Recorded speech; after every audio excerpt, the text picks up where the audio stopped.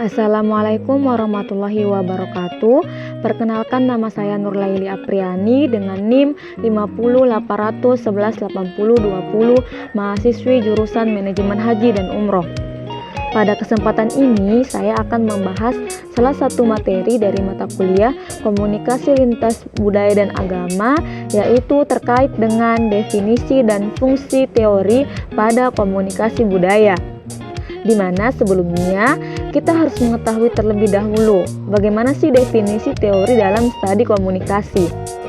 Nah, William Wiersma menyatakan bahwa teori adalah generalisasi atau kumpulan generalisasi yang dapat digunakan untuk menjelaskan berbagai fenomena secara sistematik.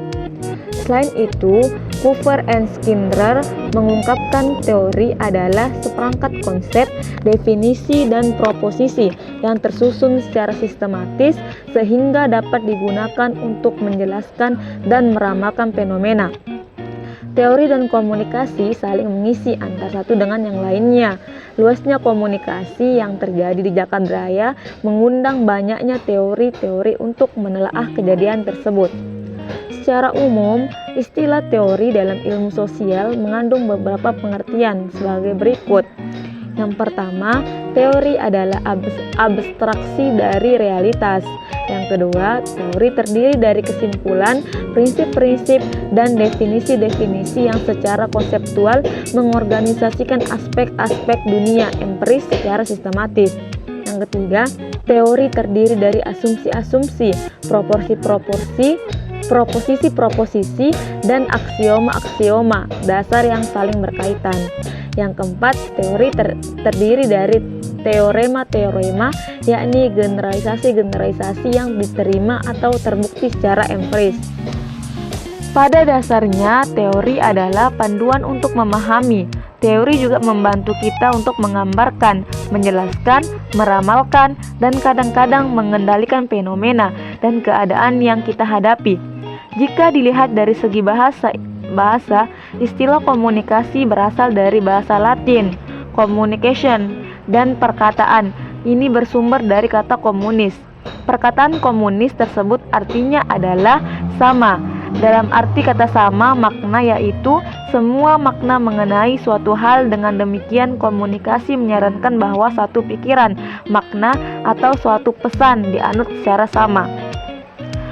Berangkat dari beberapa pengertian di atas, dapat disimpulkan bahwa teori komunikasi adalah kesimpulan fenomena-fenomena yang didapatkan, panduan untuk memahami atau membantu untuk menjelaskan, menggambarkan, meramalkan, dan mengendalikan sebuah pesan-pesan baik dari lisan, tulisan, simbol, gambar, video, dan lainnya yang bersifat empiris, abstrak agar dapat lebih mudah dipahami oleh orang lain.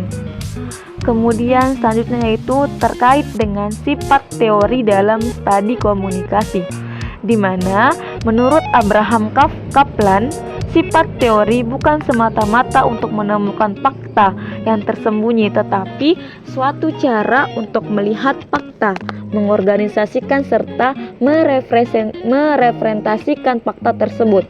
Kemudian, suatu teori harus sesuai dengan dunia ciptaan Tuhan, dalam arti dunia yang sesuai dengan ciri yang dimilikinya sendiri.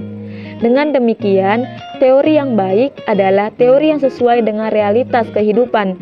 Teori yang baik adalah teori yang konseptualisasi dan penjelasannya didukung oleh fakta serta dapat diterapkan dalam kehidupan nyata.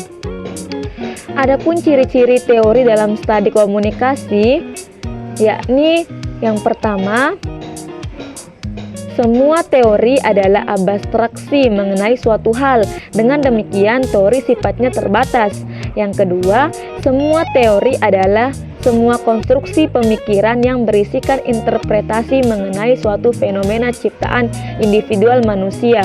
Oleh karena itu, sifatnya relatif tergantung pada cara pandang si pencipta, sifat dan aspek hal lain yang diamati, serta kondisi-kondisi yang lain yang mengikat seperti waktu, tempat, dan lingkungan di sekitarnya. Yang ketiga, teori juga berisikan rekomendasi mengenai suatu tindakan yang dapat dilakukan. Teori dalam studi komunikasi tidak jauh dari konsep diri.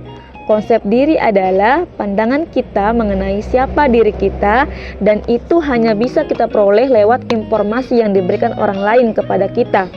Semakin maksimal celah atau kemampuan digunakan, maka semakin baik pula komunikasi dan pesan-pesan yang disampaikan.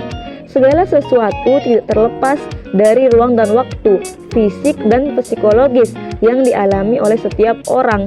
Hendaknya manusia dalam berkomunikasi memberikan ruang gerak kepada dirinya untuk bisa menyesuaikan diri terhadap kapan, di mana, siapa, dan bagaimana lawannya berkomunikasi. Selanjutnya yaitu fungsi teori dalam komunikasi, di mana fungsi teori ini antara lain: yang pertama, mengorganisasikan dan menyimpulkan.